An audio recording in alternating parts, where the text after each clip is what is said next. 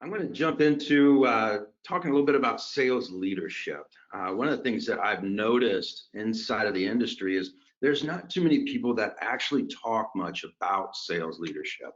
So when we discuss, and I go across the United States and Canada, and well, since COVID, just the United States. However, when we're going through and talking with a lot of these leaders, these sales leaders, what we have found is that 10% of them are rock stars. These are guys that are gals that we get a chance to get to know, and many times I'm learning something from them. Something that I have never heard of before, something that really kind of shakes things up. But most importantly, there's just a few gaps that we get to work on when we work with these rock stars. But then we have another 10% that is just effective. They're pretty good. These folks, they just need a little bit of brushing up, maybe some extra coaching. But then we do have the 60% that are desperate for training and coaching. These folks, they understand what their job is. Unfortunately, they don't exactly know how to do that job.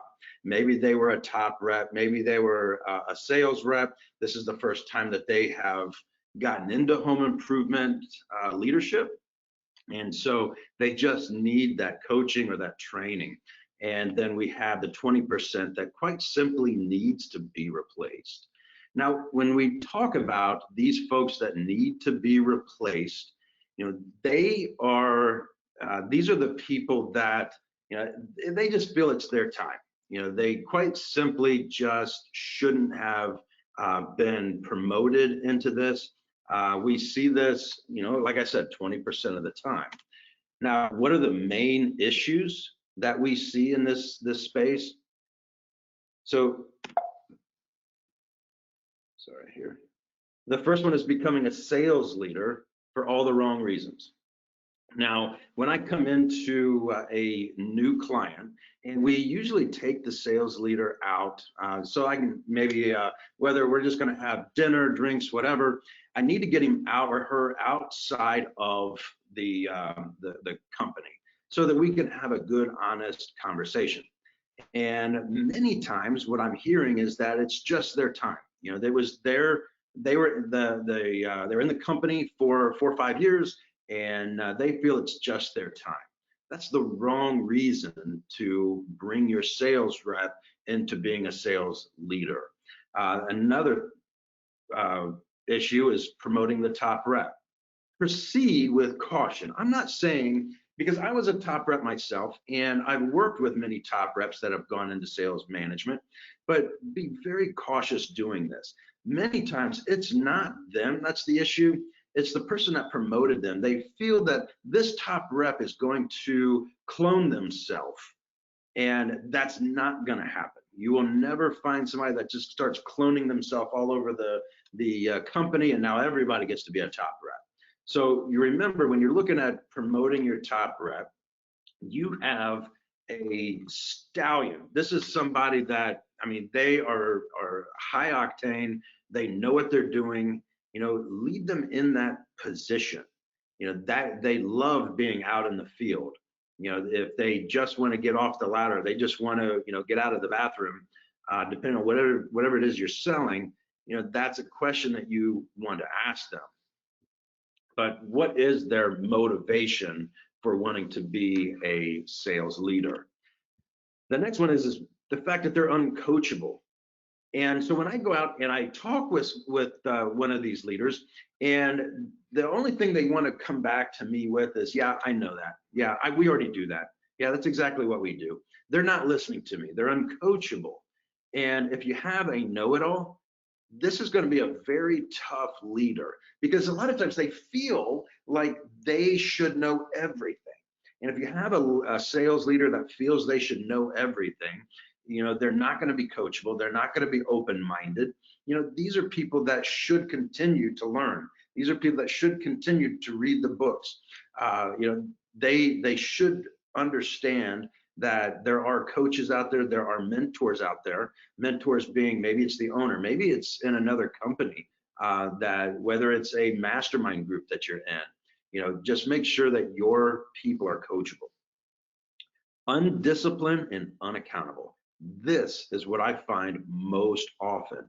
I go in and they're a mess so that their people are going to be a mess. If they are undisciplined, if they are unaccountable to their own actions and their results, then their people are going to be unaccountable. So you have to know that, if you're going to have a sales leader, they have to be extremely disciplined in what they're doing on a day-to-day basis. Unable to engage their team. Engaging their team should be the most important thing they do. And engaging their team, whether it be during a sales meeting, whether it's through group text messages, but engaging their team so that their team is interacting with them, that they're not just a talking head during the sales meeting. If your team finds that they hate their sales meeting week in and week out, then you need to find out how to engage them. Now, what are the 6 keys? What are the keys to sales leadership? The first one is know your numbers. Now, when we talk about knowing your numbers, your sales leader needs to know their KPIs.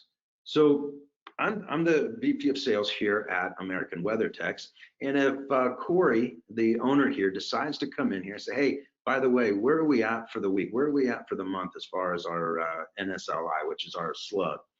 I need to tell him that exactly where we are. We're currently at 4,700.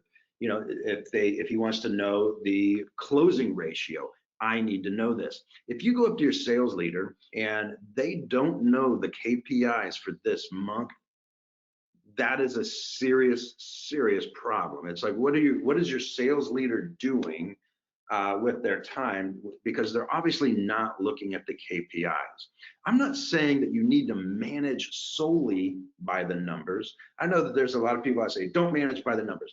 You have to manage by the numbers because that's your scorecard. But I'm saying don't manage solely by the numbers. You have to go outside the box a little bit, but your numbers are your scorecard. It lets you know how you're doing. Whether I'm having a bang up month, a really great month, or maybe it's a down month and I need to figure out how am I going to salvage. I don't care how great of a leader you are, you're going to have some ups and downs, but how do you salvage a month? That's what you need to look at when you need to know your numbers. Keeping everybody motivated through group text. This can be your, I think it's called GroupMe. That's what we use.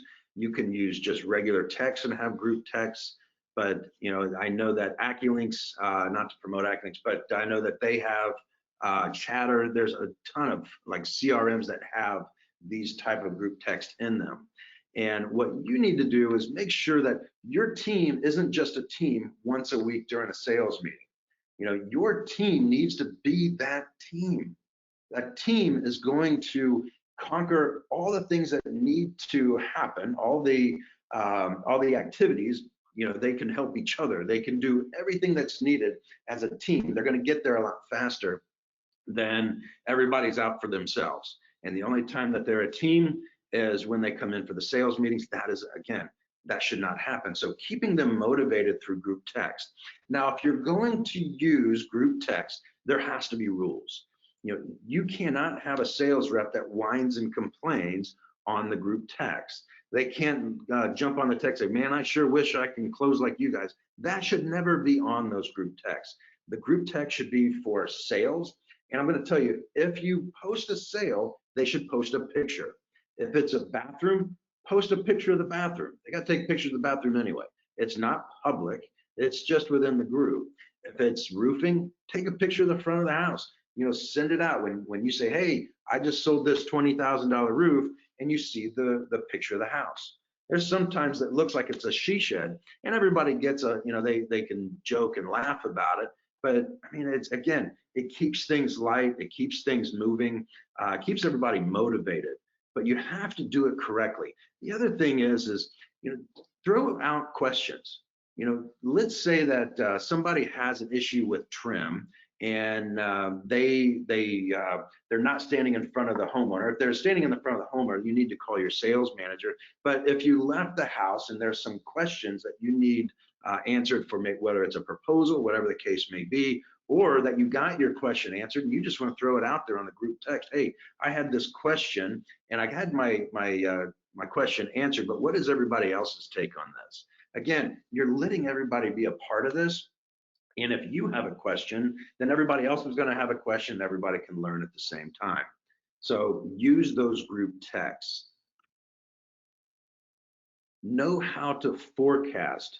Now, forecasting, I've seen this many different ways. And if you forecast correctly, then you should be able to take your last 4 years, and those last 4 years, because you're going to have years that they might be a little odd. Whether now, I will say in 2020, you may take 2020 out altogether because there was nothing streamlined about 2020. I know that's what I did. Was I took the 4 years prior to 2020 because I didn't want to take the COVID numbers. So I took those 4 years month over month. So I'm going to take January, February, March, and I'm going to have rows of them, columns of them. And if anybody wants to see how to do this in depth, you can go ahead and email me or text me, and I can send you over the blog that I wrote all this down on. But when you're forecasting, you have your 3 to 4 years, and then it'll total everything up.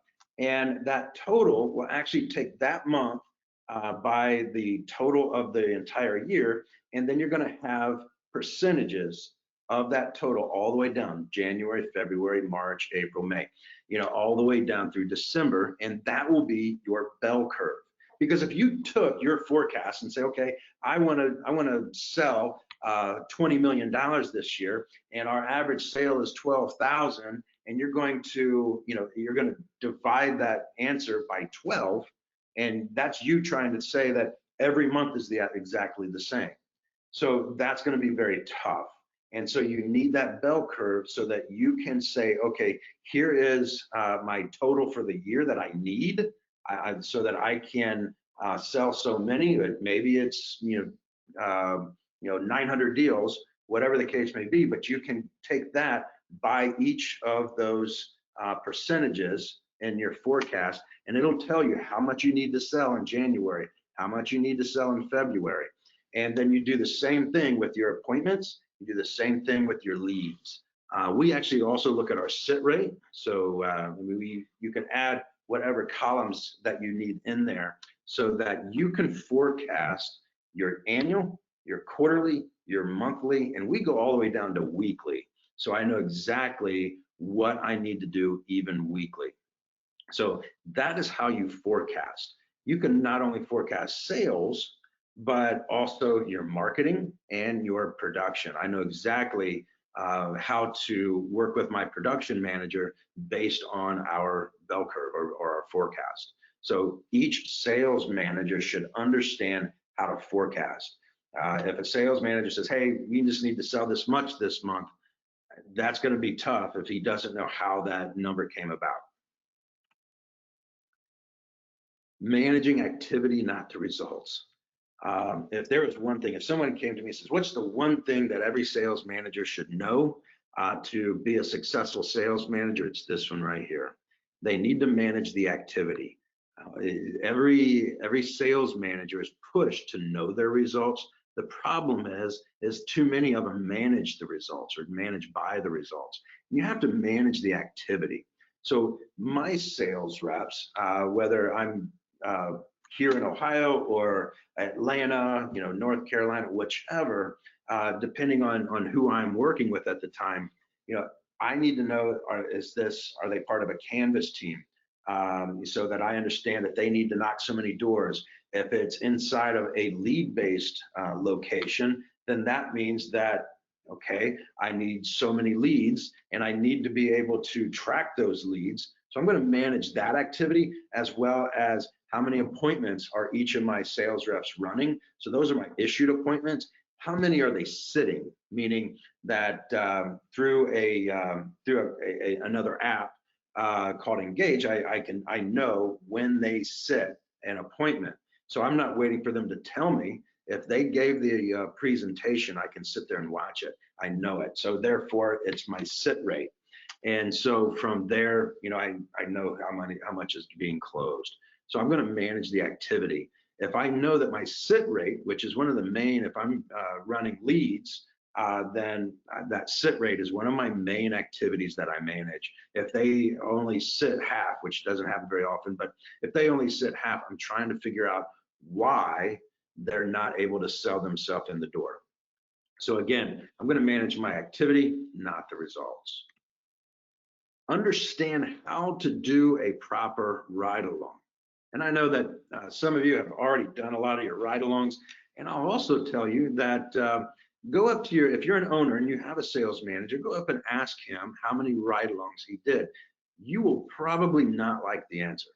I will tell you that 90% of home improvement sales managers have yet to go on a ride-along. And I only know that just because of so many sales managers that we talk to, we work with.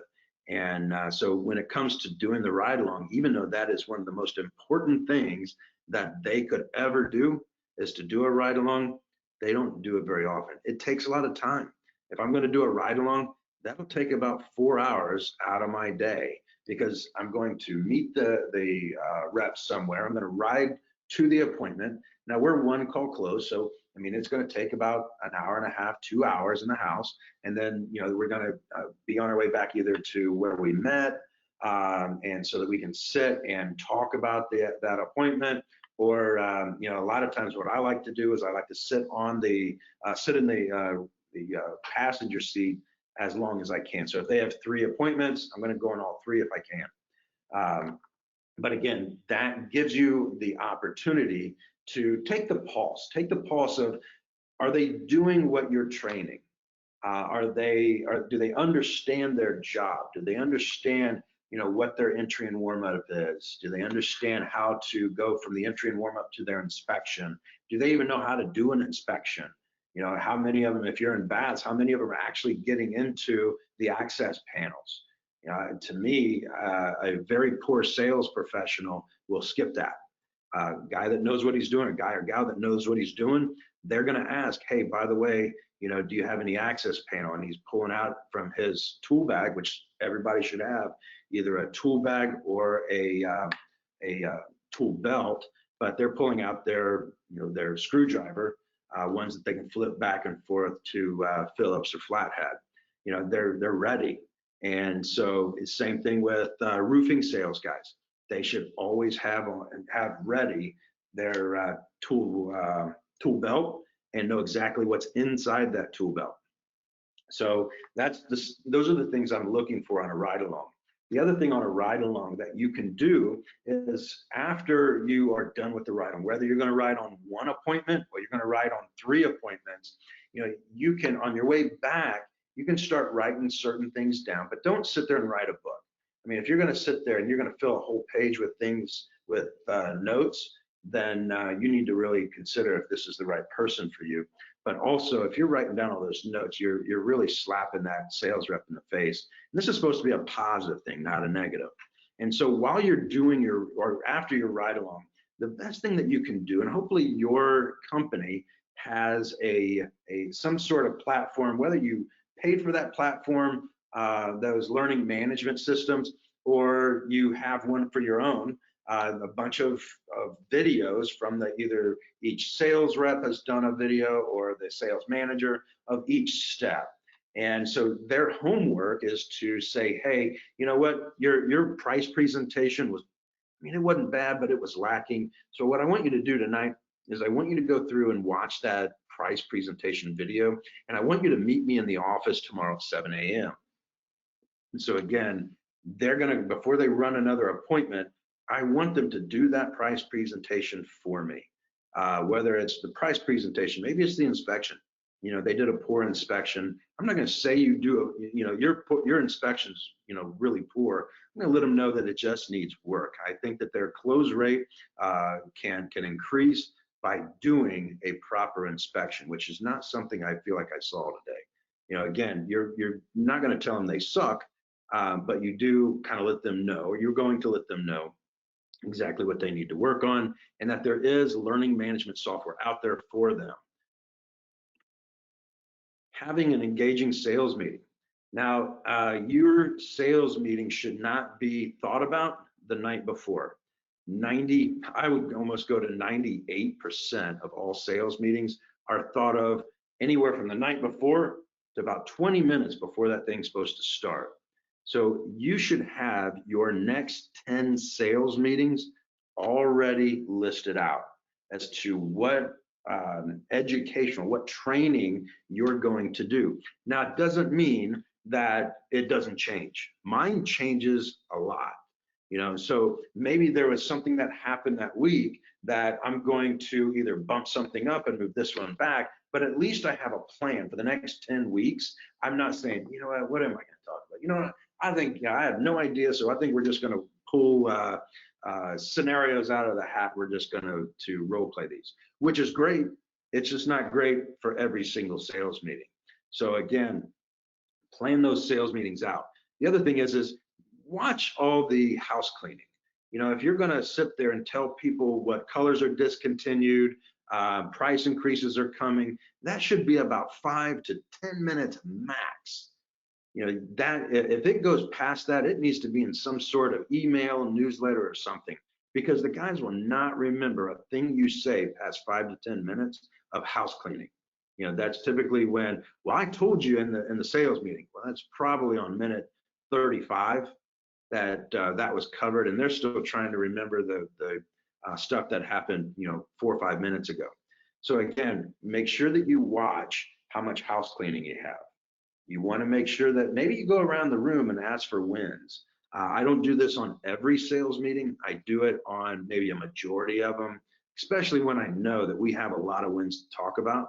Again, you make your peaks bigger.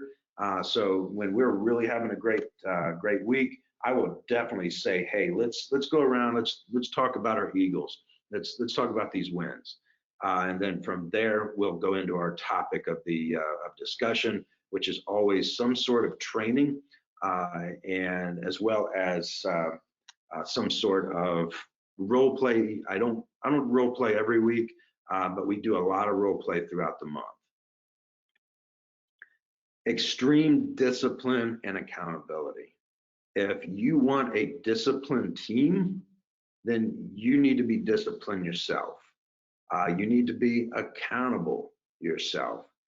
You have to, whether it's you're disciplined to have your, a notebook as to everything that you need to do throughout the day. I mean, whatever the case may be, you need to be disciplined.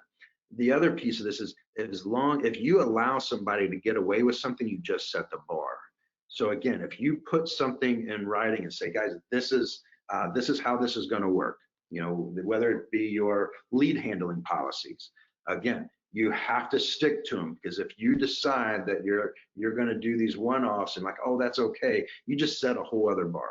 It was way up here and everybody was following it, and all of a sudden somebody, maybe it was a top rep, and that's a lot of times that's what happens, is a top rep has an issue and you're going to give an exception, and I don't care if you say don't tell anybody else. It's going to get out, and that bar just lowered. So watch what you allow happening inside of your organization. Recruiting, training, and onboarding. Understand how this is going to work. Now, I know this is more than 6. I've added a few, so there's a couple of these that I put on the back end. But understanding the recruiting, training, and onboarding.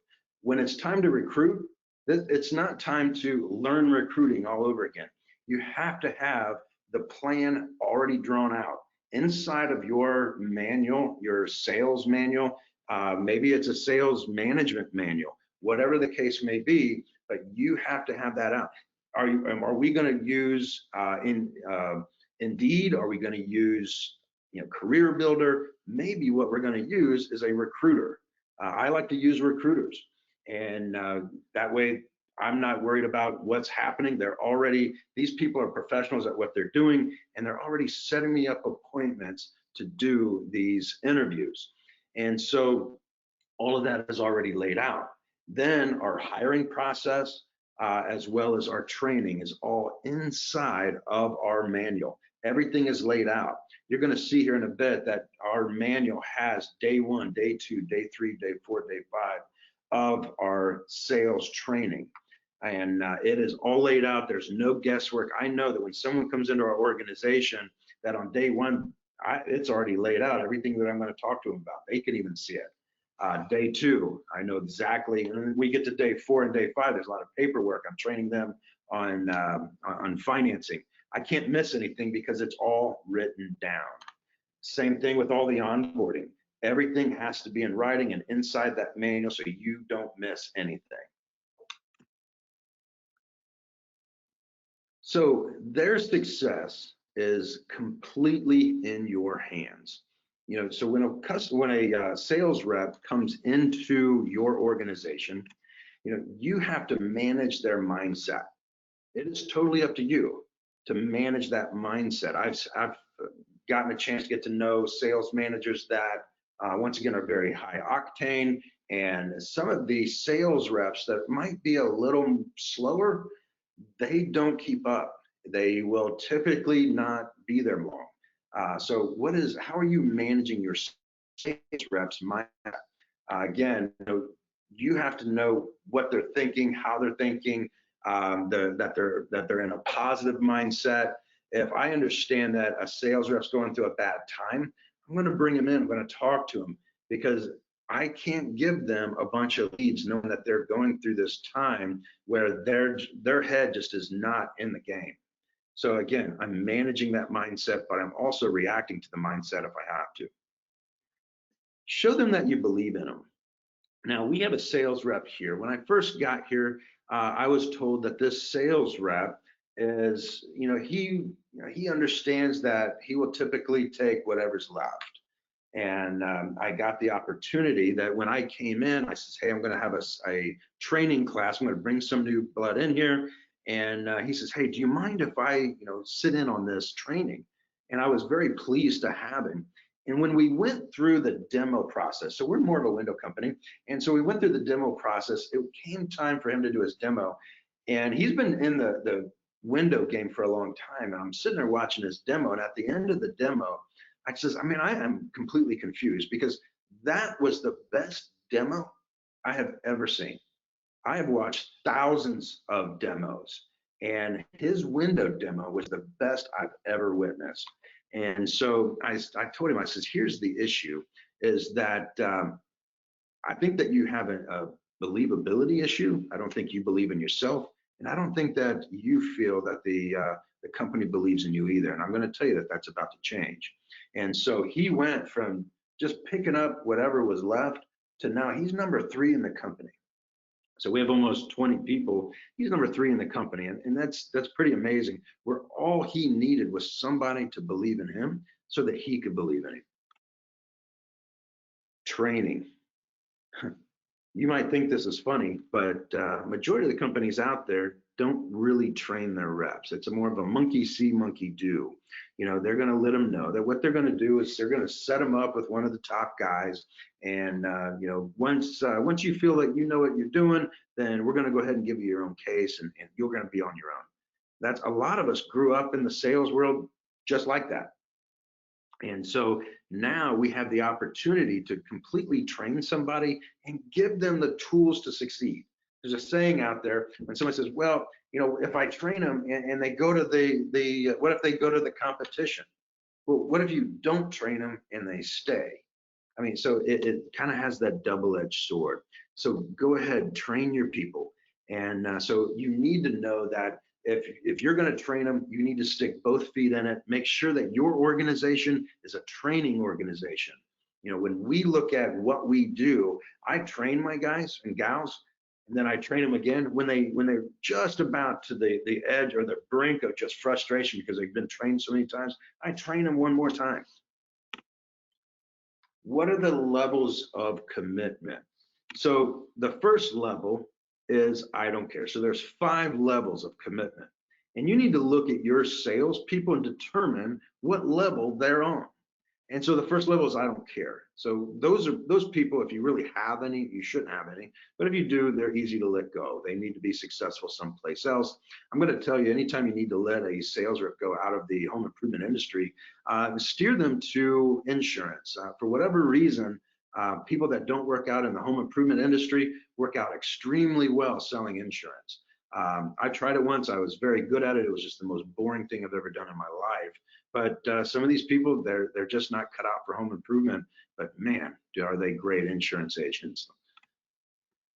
The next one is hope, wish, and pray. And I sure hope that that homeowner's there. Man, I really wish that they would give me one of these really great leads that that Tim is running.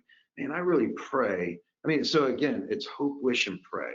Then of course the number 3. This one can cause some issues. I'll try. I mean, Yoda knew this back in the 80s that it doesn't work. You know, if I had a sales rep say, hey, you know what, I'll try my best. I'm like, hold on, go ahead and sit back down so you and I have some more stuff to talk about. I'm sending someone else out to run that lead. You know, so, you know, I don't want anybody to try anything. If they don't know how to do it, if they can't do it, I don't need them on a lead that I just paid $400 to $500 for. So again, you know, this whole thing of I'll try, you know, you need to bring them back in the office and send somebody else out or run it yourself. Maybe they should be riding with you if they're going to try to get something sold. Here's the big one: committed unless. You know, I'm committed, boss, man, I am committed unless that house is for sale. I mean, I'm committed unless the wife's not there. I'm committed, you know, unless it's Allstate. You know, again, I'm committed unless. Most of the commitments that are given are right here. I mean, if somebody's really committed, they're typically, you know, tipping the scale of committed unless. However, there's a few out there, and there are just a few out there that are committed whatever it takes. WIT, committed whatever it takes. And committed whatever it takes sacrifice. It takes discipline. It takes accountability. You know, it can be tough. It takes a lot of work. You know, I stand up on stage a lot of times, and I had many people say, you know, you're literally training your competition up there. Why would you do it? I say, hey, you know what? There's a lot of salesmen out here. Salesmen are lazy, and I know that there might be only one person in this group of 300-400 sales reps or contractors that's actually going to do it. I mean, sales reps are lazy. So I'll stand up and I'll talk and I'll tell you exactly what I'm going to do. But I'm going to tell you that most people in that crowd are too lazy to do exactly what I'm asking them to do. You know, they're either committed or less, or maybe they'll just try it out. You know, so it's okay. You know, but those few that are committed, whatever it takes, they hear something that maybe I said that, you know, I'm going to take this thing and I'm going to work it to the ends of the earth. You know, I'm going to do whatever it takes. There's only one or two in every group that's willing to do whatever it takes. Now, how many of your sales reps, and you better be honest, how many of your sales reps are committed whatever it takes?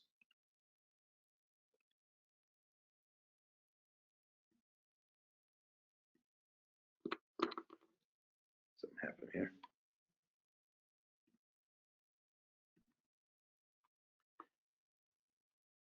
So when we look at the employee matrix, you have to look at, on one side you have skill. So at the bottom, they're really lacking skill. They have no idea what they're doing. They're not very good. They can barely answer any of the questions. And then you have the top where they just get it. They know it, whether it's the selling skills, it's the production skills, I mean, it doesn't matter what it is, but they're very good at what they do as far as the skill set. And then we look at the attitude. So is their attitude, do they have a very poor attitude, or do they have a really good attitude? Everybody loves to be around this person. So let's take a look at the first one. You know, so let's say they have a lot of skill and they have a great attitude. This is your rock star.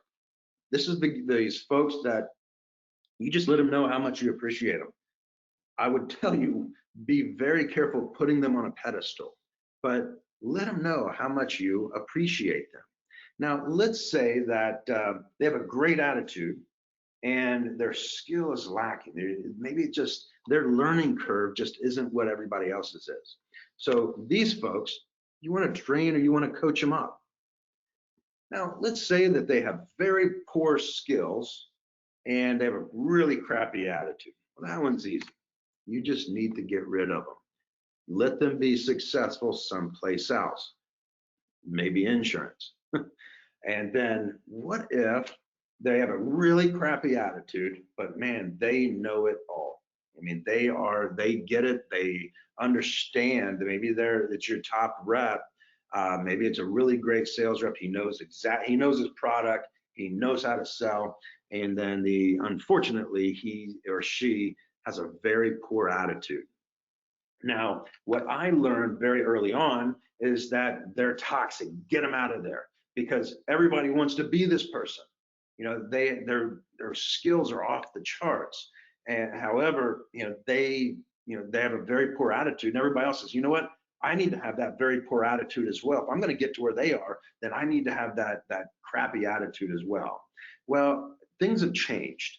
And so why would you take a top rep? Why would you take someone that is really good and they're constantly bringing in great deals and send them over to your competitor? Why don't you just isolate them? You can take them and tell them, and I've done this several times. I'm not saying that every time I go into an organization, I have somebody like this, but what I am going to tell you is that I've had it a few times. And what I've been able to do is let them know, like, look, I want you here. And until you learn how to bring your attitude to a point where it's not always negative, I don't want you talking to any of the sales reps. And if I do find that you talk to any of the sales reps, I'm going to have to let you go. However, again, I want you here. You have great value, but until you can turn that attitude around, I don't want you in any of the sales meetings, and I do not want you talking to any of the sales reps. So again, you're going to isolate them. What I have found is that they will quickly, after a couple of weeks of being put on an island, they'll turn themselves around. They're going to come to you and say, look, I understand.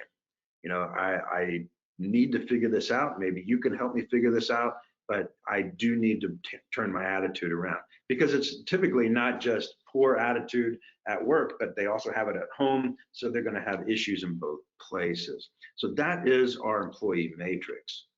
Now, who am I looking for when I'm hiring? I'm looking for superstars and rock stars. These are the folks that I am looking for. I will not settle. I've done it a few times and I get bit every time. Whether it's I need somebody, I'm like, all right, you know what? I'm going to go ahead. I think I can coach this person up. It's never the case. That person that you talk to and you're blown away, you need to keep moving until you find that person. Right now can be a little tough because of what's going on, but you need to wait until you find that person. Don't just hire because you have to hire somebody right now. Who am I looking for? I'm obviously looking for honesty and integrity. If you find somebody that comes in and all they want to do is talk bad about everywhere else that they've ever been, that's obviously not the person that you want. The attitude isn't there, as well as maybe the integrity. Maybe it's not the companies, it's them. The other thing I'm looking for, and I will say that it's the biggest thing I'm looking for, is confidence. How are they going to sit in the chair? How are they going to talk to me? Are they talking out of their throat or out of their gut? I'm going to ask them questions to find out just how confident they are, even when I'm asking them questions that I know that they don't know the answer to. Again, make sure that the confidence is there. The body language. It's not that I'm sitting there trying to read body language, but are they, you can sense somebody is very confident by the way that they sit, the way that they talk, the way they use their hands. And then ego. Test them. Chet Holmes has a book that I think it's called The Ultimate Sales Machine. And inside that, you're going to find this where he is testing people that he is interviewing. And so what he will do, even if it's a great interview, he'll look at him and say, you know what, this was a great interview, but for whatever reason, I'm just not seeing superstar in you. And I've done this many, many times. My favorite is when other people are watching me in an interview and they're like, oh my gosh, I can't believe you just said that. And to find out what is the answer from this sales rep. He or she is going to be tested in the house. They're going to be told no in the house. I'd rather know how they're going to deal with it right now rather than finding it out later. So if I tell them, man, I just don't see superstar in you, and they're like, all right, well, you're the boss. I apologize. Then they're going to do the same thing in the house. But if they look at you and they come back, they have a comeback.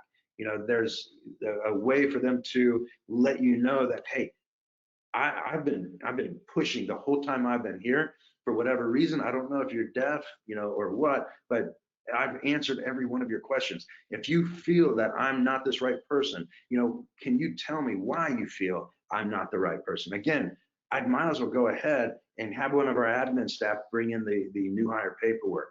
I want somebody that is willing to have the confidence enough to have a comeback for me. Onboarding pros. So you need pre-planned onboarding. You need to have it all out, like I mentioned before. You need the new hire paperwork, the independent contractor paperwork if you do 1099, clear expectations of them in writing. Not just you're a salesperson, your expectation is to sell. Have clear expectations, even to the point of what is their benchmarks. Compensation, it needs to be clearly spelled out. It needs to be easy to understand. If you have to explain it to them twice, then obviously there is an issue. There cannot be any gray area. Detailed sales manual, including copies of everything that they just signed. Don't just take, okay, can you go ahead and read through this? Can you go ahead and sign it? And then I'm going to take it. I mean, they're not even going to remember what they signed 5 minutes from now. So everything that they just signed needs to be inside of that manual. The lead handling policy, be very, very specific. Weekly and daily training schedules. General sales training, which is maybe their steps of the sale. You're going to have everything written out.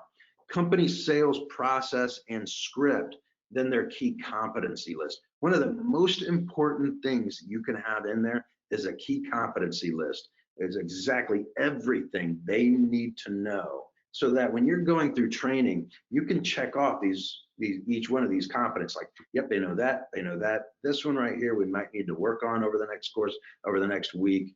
Again, what are the major key competencies?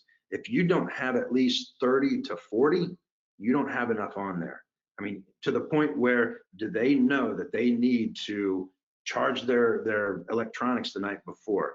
Do they know that it is expected of them that they press their shirts, make sure that they're not pulling it out of the hamper the night before? Again, all the way through, do they know how to do an inspection video? Do they know what pictures to take? All the way through, do they know all the scripts for the company? And then purposely scheduled, the top rep ride-alongs. Purposely, when I say purposefully scheduled top rep ride-alongs, so maybe this sales rep is really, really good. I've worked with many top reps. When I say top reps, one of the guys I'm thinking of right now out of Columbus is probably one of the top closers in the country. And he tells me not long ago that the one thing that he remembers when he was working with me is when I had him ride with another rep that might have been a little more gruff in the house. And I told him, I says, I'm going to send you out with Dan. And I want you to not only watch everything that Dan does, but watch exactly how he does it. I want you to understand that it is okay to have a little balls in the house. I'm not saying that you need to be an a-hole in the house, but there are those boundaries there that you can go up to. We don't allow hard closing, but every now and again you send a lamb into the house and you just don't know it. Sometimes you need to send that lion in. And a lot of these people don't understand that they feel like they look like a lion. The problem is they don't act like one. So again, purposefully scheduled top rep ride-alongs. Maybe the ride-along is that they're not doing the steps of the sale right. So I'm going to get one of my sales reps that does it every single time, day in and day out. You can take them in the house and press record, go into the next house and press play.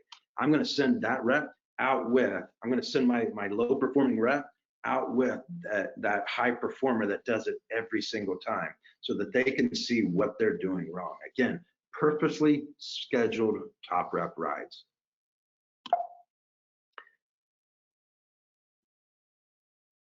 Key competencies. Here's just a few you can see. Instead of just handing them all to you, I don't mind sending you what most of your key competencies should look like. But a video that looks like it's should be on HGTV. Pictures, knowing what and how. What are you looking for? How to mark up the roof. When I say mark up, not putting money into it, marking it up meaning if you're going to circle the nail pops, if you're going to circle damage, if you're going to mark up the fact that the valley wasn't cut right, whatever, how to show the video. Many people, you're going to find out that a lot of your sales reps are showing their video, if you guys are even doing a video, on their phone. They might as well not even take the video if you're going to show it on your phone. You should be putting it onto a 12-inch iPad, which is easy. You can take the video on your phone, have it airdrop to your iPad, and you have a nice large retina display to show their inspection video. Get commitments from the homeowner that they need to file a claim, that they understand how. Whatever depending on what system you're using, depending on what trade you're selling, everything should be written out and detailed. The company training manual, like I said, this is ours. You have your day 1, day 2, day 3, and it goes all the way through day 5.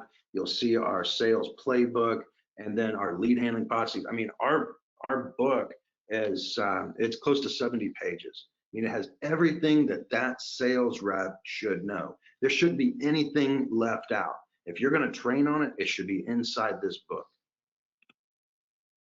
This is how you can contact me if there's anything that I can ever do for you. Other than that, okay, that's all I got. Well, thank you so much. I really appreciate you joining us and just sharing, your tips and tricks and your expertise. If anybody does have questions, we have a few more minutes before we hit the hour. So go ahead and in the chat or in the questions area, I've got both up, so I'll be looking at them. But we'll ask some of these questions. We've already got a few. Let me pull this up here. Great. What's the #1 factor that you have seen motivate teams as a whole and individual contributors? There's a bunch, but I will tell you, getting your sales team out and doing team activities. And don't let a lot of your sales reps say, you know what, I don't really want to do that, so I'm going to skip out of this. If you're going to take your sales reps to top golf, make sure that all your reps get there. If they don't like to golf, that's fine. Maybe they can eat, whatever the case may be. But they need to have some camaraderie outside of just the team. Also, don't always look at monetary things to motivate them. We have some fun stuff. And I probably shouldn't mention some of these because they can be a little off color, but it's fun inside the sales meeting.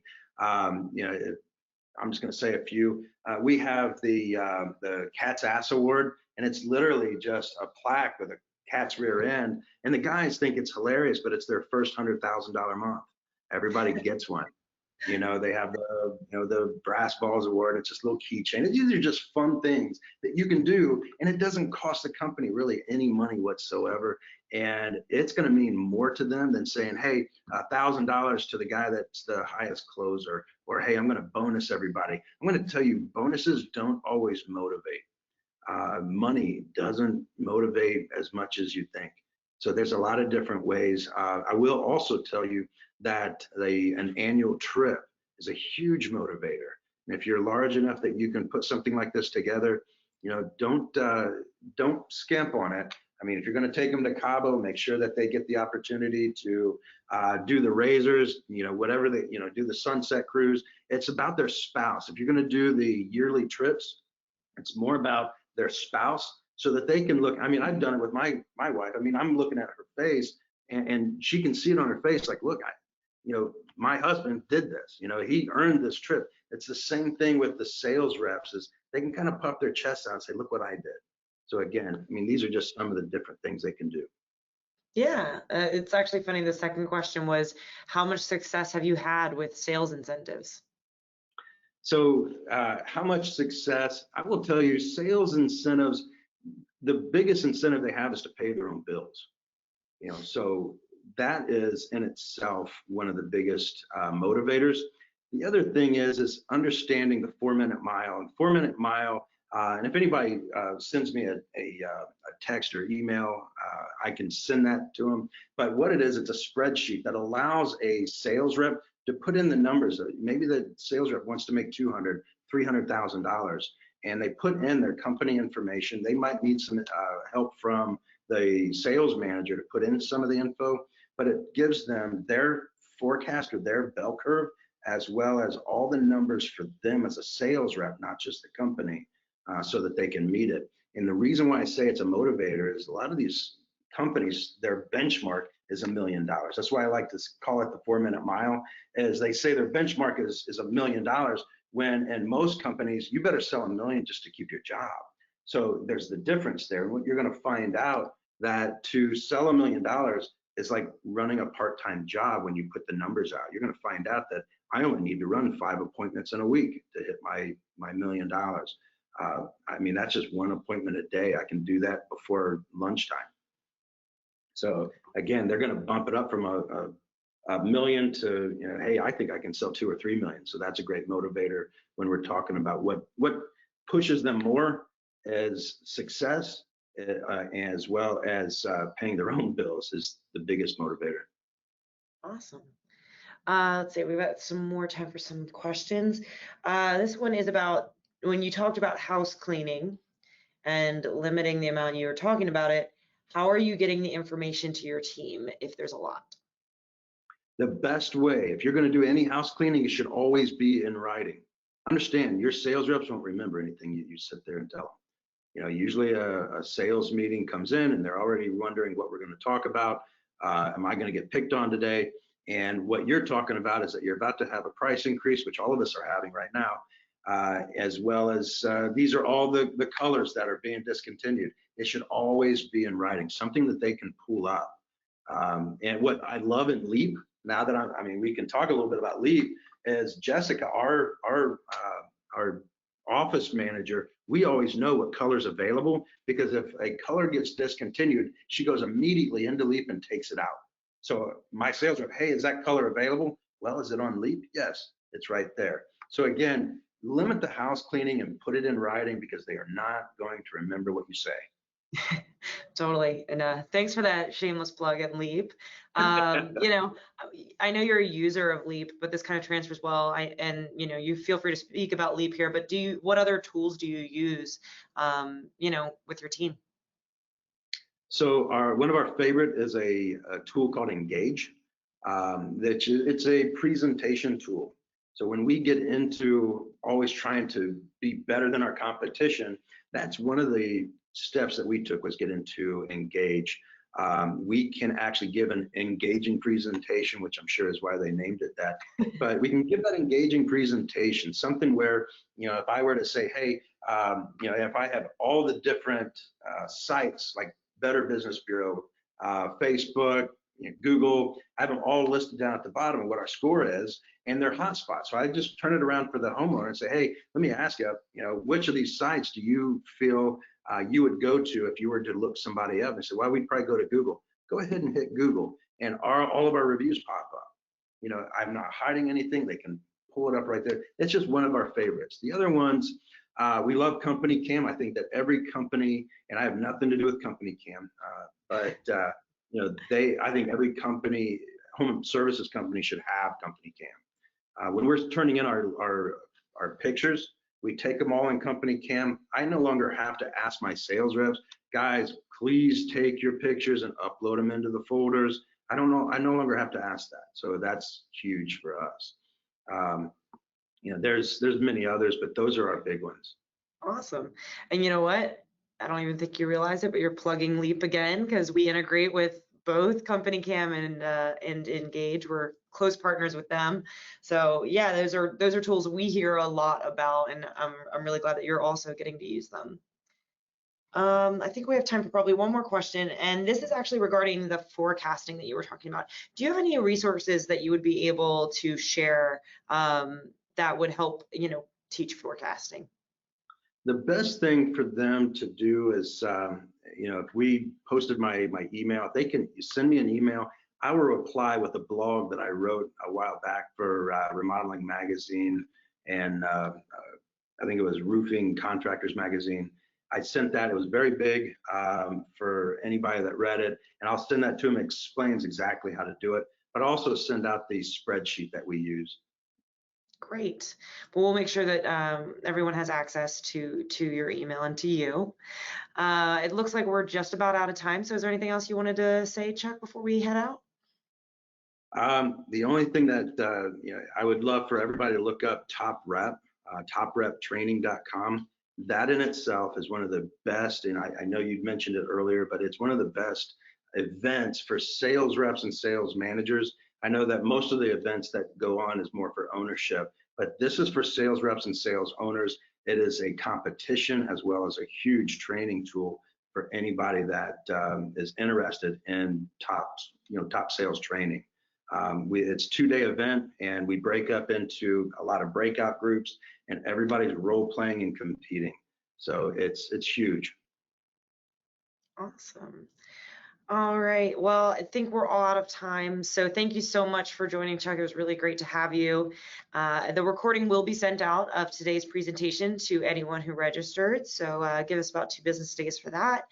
And next week, we are actually not going to be presenting on our normal platform because next week, Leap's own Tom Bash will be joining Job Nimbus on site for a presentation about enhancing the customer experience. So for more information on that, just go ahead and visit leaptodigital.com/webinars. And again, if you have any questions about today's presentation, if you want some contact information for Chuck, go ahead and email bespoke@leaptodigital.com. All right, everyone, thank you so much for joining and have a wonderful afternoon. Bye. Thank you.